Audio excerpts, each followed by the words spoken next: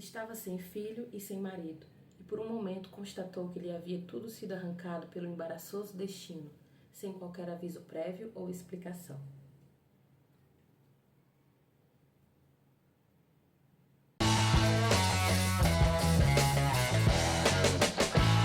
O livro dessa semana é O Cozer das Pedras, O Roer dos Ossos, de Patrick Torres. Eu particularmente não conheci esse livro, mas uma amiga minha falou que esse livro era muito bom, que ela tinha gostado e tal, e me emprestou, e eu resolvi ler, e eu achei ele bem interessante. Acho que tem potencial. Aparentemente esse é o primeiro livro do Patrick Torres, que, né, é um jovem autor piauiense, então tem potencial para as próximas leituras, para as próximas obras que ele possa fazer, se ele for fazer, né? Enfim, o livro O Cozer das Pedras, O Roer dos Ossos, ele vai narrar a história de um filho e uma mãe, né? Vocês viram que no começo do vídeo eu li uma frase, né? Que é uma frase assim bem impactante da história, porque não é segredo para ninguém quando você lê a sinopse do livro, de que aqui nessa história, em um determinado momento, mãe e filho vão ficar separados. No caso, a mãe é a Dona Hermina e o filho, o Mirto. Eles moram numa região assim bem interiorana do Piauí.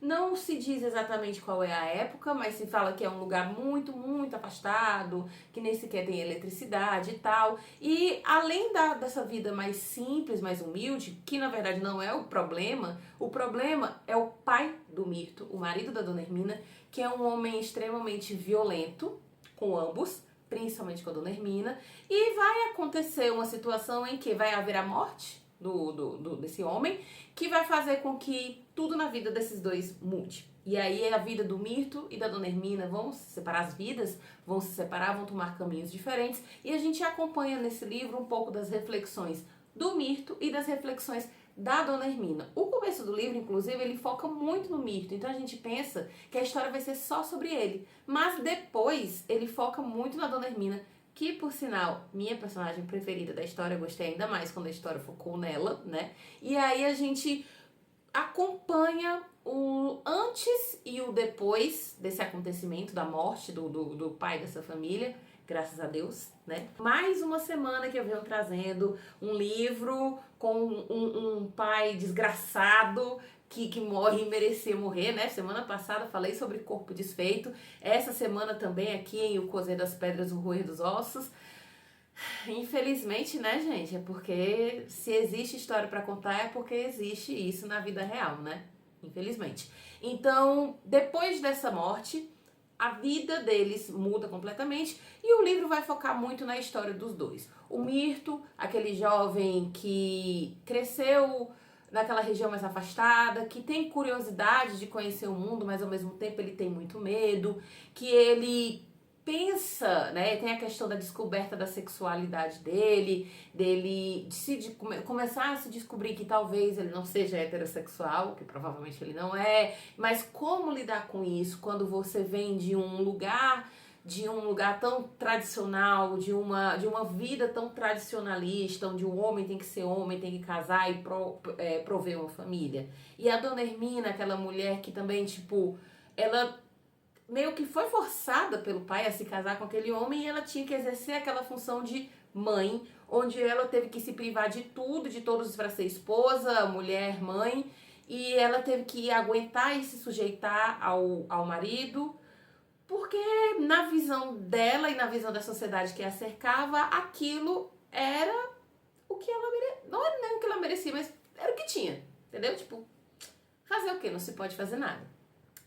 É muito pesado, né, se você for parar pra pensar nesse ponto, mas sim, principalmente quando você pensa que ainda hoje, em 2025, muitas pessoas ainda vivem em condições similares às da Dona Hermina e às do Mirto, né? A questão da violência, a questão da sociedade te impondo limites, tanto na questão social, na questão sexual e tal. Então é um livro que eu achei muito bonito, eu achei que traz muitas reflexões boas, mas eu só tenho um adendo a fazer. Eu acho que esse livro poderia ter se aprofundado muito mais, tá? Assim, eu não sei, não sei o intuito do autor quando ele escreveu esse livro, porque, como você pode perceber, ele é um livro muito curtinho, né? Ele tem o quê? Só 180 e poucas páginas, ó, 190 páginas. Mas, parece que tem algumas coisas que vão acontecer na história que aí quando você pensa que aquela coisa vai ser aprofundada, ela não é. Aí me causou muito uma sensação de tipo, tá, e aí? Tanto que eu tava conversando até com um outro amigo que também leu esse livro, e ele disse, no final pra mim ficou muito solto. E eu disse, eu também achei que o final ficou um pouco solto, mas foi um final condizente com o livro, tá? E não tô dizendo que foi um final ruim, e não é um livro ruim, até porque, gente, se fosse um livro ruim, vocês sabem, eu não estaria fazendo uma resenha dele aqui, tá? Eu não faço resenha de livro que eu não gostei. Mas, de fato, eu sinto que poderia ter tido um pouquinho mais aqui, né? Talvez em outras obras do autor isso venha a acontecer. Mas isso não impede que você tenha a experiência de conhecer um pouco mais da história de vida do Mirto e da Dona Hermina e de como eles vão ter que aprender a lidar com a vida e com a sociedade depois da morte do Germão, né? Que é o pai do Mirto e o marido da Dona Hermina. É um livro com uma temática muito forte. Não é, assim, também, mais uma vez, é um livro que traz gatilhos, porque tem a questão da violência contra a mulher e tal. Mas eu acho que é uma boa leitura. Antes da gente ir pra parte com spoilers, quero lembrar a vocês que toda terça-feira o vídeo sai no Instagram e no TikTok, @bafulê.literário. E no domingo anterior sai aqui no YouTube. E sai aqui no YouTube com spoilers, tá certo? Então se você não quiser ver os spoilers, você para no momento que eu aviso. Ou então você assiste a versão lá do Instagram ou do TikTok, então não tem problema, tá? Mas aproveita também, se você estiver vendo esse vídeo aqui, pra curtir, comentar, se inscrever, porque aqui tem muita resenha de autor nacional, de autor internacional, de drama, de suspense, de muito livro bom. E vamos agora para os spoilers, tá? Eu vou agora aqui me aprofundar na parte em que eu falei sobre o autor não se aprofundar em algumas temáticas. Muita coisa ficou solta e isso me incomodou. Não me incomodou a ponto de dizer, nossa, esse livro não vale a pena. Não me incomodou assim, mas eu acho que, tipo, vamos enumerar as coisas que poderiam ter sido aprofundadas aqui, tá? Primeiro ponto, a questão da homossexualidade do Mirto. Dá a entender no começo do livro que o Mirto já percebe que ele sente atração por homens. Mas não se aprofunda nisso.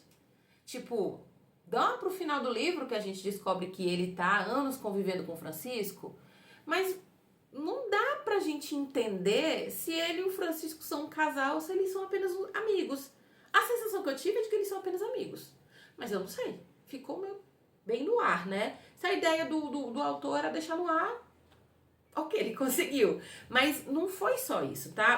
Vamos aos fatos. Eu fiz uma lista de fatos aqui, tá? A primeira delas era essa questão do Mirto, né? Se ia trabalhar... Eu sinto que tentou-se trabalhar a homossexualidade do Mirto, mas não foi além, né? Tem até aquela personagem que é amiga dele, é Germina? Uma coisa assim, que é amiga dele, que aí ele fala, tipo, eu amava, mas com amor de amigo. Tá, então se é um amor de amigo, então não desenrolou mais sobre isso. Segundo ponto, o Zezão, que era o amigo da mãe dele, que, né, tipo, podia ter se desenrolado um pouco mais a história do Zezão? Podia, né? Então vamos lá. Terceiro ponto, por que foi importante o Mirto machucar o pé? Pra que, assim, pra mim foi um pouco desnecessária aquela história dele ter machucado o pé, dele ter ficado com o pé mancando, porque... Enfim, né? Só uma ideia minha. Quarto ponto, a gente já começa o livro sabendo que o Mirto morreu. Ele morreu de quê? Eu não entendi do que ele morreu. A gente sabe que ele morreu. Aí a gente conhece a história. A gente sabe no começo do livro que ele morreu, e ele morreu depois da Dona Hermina. Aí a gente vai conhecer a história. Aí depois a gente vê a morte da Dona Hermina, que por sinal foi o momento em que eu chorei. Porque Dona Hermina foi a parte que eu mais gostei da história, foi a parte que focou nela. Mas depois a gente sabe que ele voltou. O que eu já imaginava, que ele ia voltar e não ia conseguir ver a mãe dele. E aí disse que depois ele morreu, mas não disse de quê. Será que disse e eu não entendi? Não não sei, enfim. Comenta aí se você já tiver lido esse livro e se eu deixei escapar alguma coisa, porque eu acho que eu não percebi, né? E a pergunta maior. Dona Hermina resolveu que ia escrever uma carta para o filho. Dona Hermina esqueceu que o filho dela não sabia ler?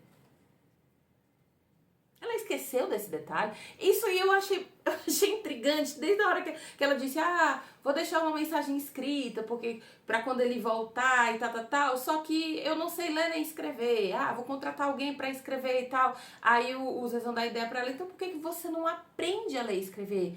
Aí eu, nossa, que legal, ela vai aprender a ler e escrever, mas se a Dona Hermina não sabe ler e escrever, será que o Mirto sabe? E aí, se você lembra, volta na história de quando o Mirto tá saindo do interior pra ir buscar o pai dele, né, lá no bar, que é no dia que ele mata o pai dele, ele não sabe ler, o Mirto fala que não sabe ler. Então como é que a Dona Hermina ia escrever uma carta pro Mirto e o Mirto não ia conseguir ler essa carta? Estranho, né? Mas enfim, daí veio a história da Dona Hermina aprender a ler e escrever, achei muito bonita essa parte. Toda a parte da Dona Hermina, das pessoas que estavam em volta dela, da Sheila, que era prostituta, o Zezão, a professora e tal. Eu achei muito bonito, eu achei muito bonito principalmente como a Dona Hermina se sentiu livre depois da morte do marido. Porque no começo ela ficou desesperada, porque era uma mudança muito drástica na vida dela, sem contar que foi o filho dela que matou o pai, né? E por conta disso ele não voltou para a cidade e tal, e ele nunca mais viu a mãe. Mas, olhando por outro ângulo, ela percebeu que agora ela era livre. E tipo, eu gostei muito dessa parte, porque ela percebeu que agora ela não ia mais apanhar todo dia. Nossa, isso foi libertador, mas ao mesmo tempo que foi libertador para ela, foi triste, porque essa liberdade veio seguida da falta do filho dela. A parte da Dona Hermina realmente foi uma parte assim que me deixou muito feliz. Mas essa questão da carta me deixou muito intrigada. Me deixou muito intrigada. Tanto que quando o Mirto volta, que ele pega a carta, a vizinha, ela deixou isso aqui pra você, que é uma cartinha pequena, e ele diz assim, eu não sei ler. Só que, coincidentemente, o Francisco que tava com o Mirto, o Francisco, eu sei ler. Que bom, né? Porque se o Francisco não tivesse lá, quem que ia ler aquilo ali? Porque o Mirto não sabia ler, a vizinha não sabia ler, a Genilda não sabia ler. Eu acho que ninguém naquela cidade, talvez o padre, né? Levava pro padre e o padre, sabe, ninguém sabia. Só o Francisco que soube e leu. Então, tipo, tá bom, beleza. Também percebi aqui uma leve semelhança com a palavra que resta, por conta daquela coisa do a gente não lê o conteúdo da carta, mas tem uma diferença. Em a palavra que resta, a gente fica com aquele gosto de quero mais. Se você não leu a palavra que resta, sinto muito, mas eu vou soltar agora um spoiler aqui, né? A gente fica com aquele gosto de quero mais porque a gente não lê o conteúdo da carta, né? O protagonista lê a carta, mas a gente não sabe o que tem nela. E a gente imagina que seja alguma declaração de amor, mas a gente tem aquela necessidade de ler. Já nesse livro, não. Porque a gente já sabe o que vai ter nessa carta. A gente não lê a carta. Mas é óbvio que a gente já sabe que a Dona Hermina tá dizendo que ama o filho, que o perdoa, porque quando a gente vai acompanhando, né, a narrativa sobre ela, a gente entende isso, que ela perdoou o filho dela. Então, se a ideia era fazer essa referência de Estênio Gardel, de A Palavra que Resta, eu não senti a necessidade de ler a carta. Eu só fiquei com aquela dúvida mesmo de como o Mirto ia ler essa carta se ele não sabia ler, né? Mas o Francisco tava lá e leu pra ele, né? Que bom que tudo deu certo. Mas alguns desses pontos eu acho que poderiam ter sido trabalhados mais. O livro é um livro curto, ele poderia ter se estendido um pouco mais. Não precisava se aprofundar, não precisava virar sei lá, uns sertões, não precisava virar as crônicas de Gelo e Fogo, sabe? Não precisava. Mas talvez se desenvolvesse um pouquinho mais, principalmente a questão da orientação sexual do Mirto, né? O relacionamento dele com o Francisco, que me deixou meio confusa. Eu acho que teria sido ainda melhor. Assim, ficou aí no ar. Mas, novamente, como eu disse, é um caso da gente não ler o livro por causa disso? Jamais. É um livro que merece ser lido. Eu acho que ele vale a pena de ser lido. Por isso, a nossa indicação da semana é O Cozer das Pedras, O Roer dos Ossos, de Patrick Torres.